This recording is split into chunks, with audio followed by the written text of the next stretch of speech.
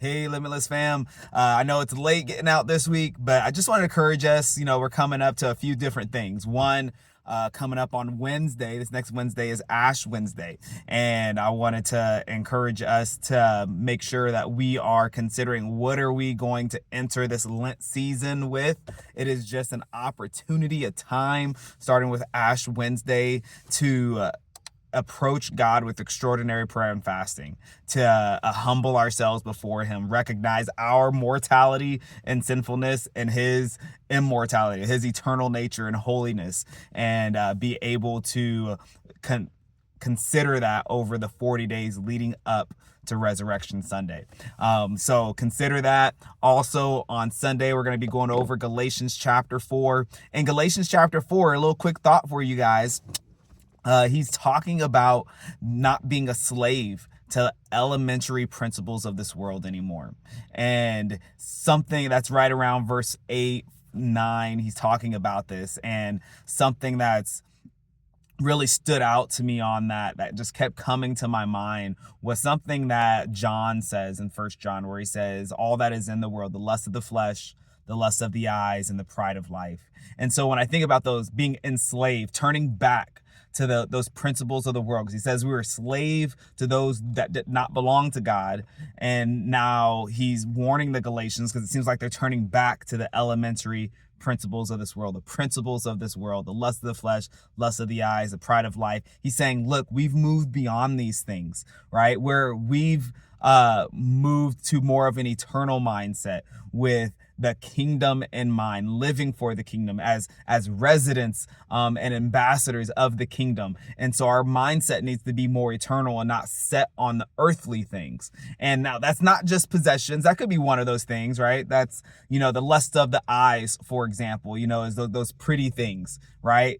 Image and those things that look good, and being drawn towards those and realizing, hey, nope, we're above that when we belong to the kingdom, right? Also that lust of the flesh, just going after things that feel good, right? Sometimes, especially before coming to Christ, we were driven by what feels good, feeling trapped by those things even. And that's one of those things where we need to hold on to and be encouraged by knowing, look, we do not belong to this world anymore. We have actually gained victory over these things. We are not entrapped to them. And I know some of us, sometimes we need to hear this, we need to be reminded, because sometimes we feel like we can't move beyond something, like we're trapped in something, like something is stronger than us.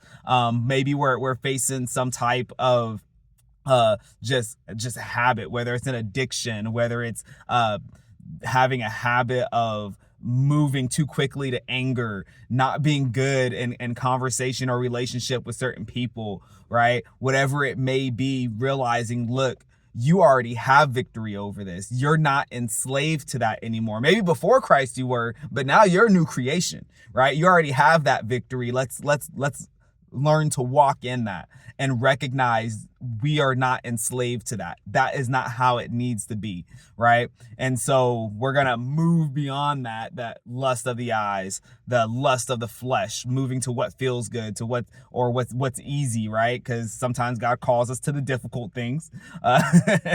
And that pride of life. I think that's a big one, because one of the biggest things we struggle with, especially in this world, is identity. Things that we feel like give us identity, give us value, give us meaning, that come from the world, that come from an earthly perspective, and realizing that we're not trapped by that, right? And I think that's one of the reasons why you get characters like John the Baptist, right? Who's like off in the wilderness, wearing camel's hair, right? Eating wild locusts and honey. It's because, and that's one of the big reasons why we had monks and even now, but the monk fathers, the desert fathers of Christian history, where they were saying we are forsaking the things of this world, the images of this world, the luxury of this world. We don't care if we look foolish like David did when he was dancing before the ark.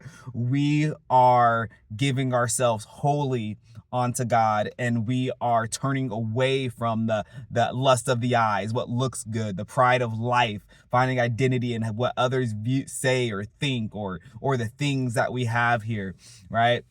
And so the encouragement there is just to take some time and think about, are there things that I remain trapped to, that I remain, and we may not want to say it, but we remain enslaved to. We feel like we have to do this, we have to be this, we have to, there's no getting past this. And there are things that are of this world where Paul is telling us, look, you're not enslaved to that anymore. You're not. Right? That we can move beyond those things, and that we should move beyond those things. And so be encouraged in knowing that Paul is saying, look, you don't have to stay there. It does not need to be this way. All right. So that, remember, coming up to Ash Wednesday, and maybe that's something we fast on, right? Maybe it's something we fast and we pray on over the Lent season. So Ash Wednesday's coming up. I'll see you guys on Sunday. And keep in mind also, this next weekend, next Saturday, we are doing our Limitless Adventures.